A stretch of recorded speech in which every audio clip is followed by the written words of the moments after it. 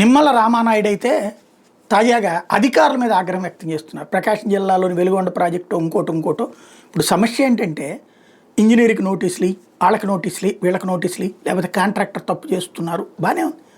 అందుకే మీరు ఎంత నిధులు ఇచ్చారు, వాళ్ళు ఎంత పని చేశారు, ఎంత ఖర్చు పెట్టారు, ఎంత పని జరగాలి, ఏం జరగాలి, సమీక్ష అంటే వాళ్ళకి నోటీస్ ఇచ్చే వీళ్ళకి నోటీస్ ఇచ్చే అంటాం కాదు.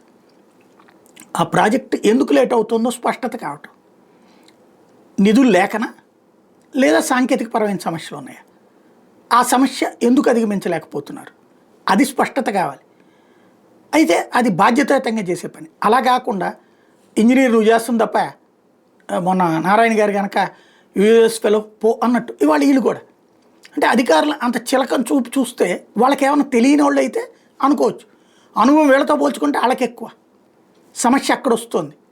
కాకపోతే ఏంటంటే ప్రస్తుతం పబ్లిక్ అయితే ఎమోషన్ కావాలి తప్పించి రియాలిటీ కాదు, అదే ఇక్కడ వినియోగించుకుంటున్నారు.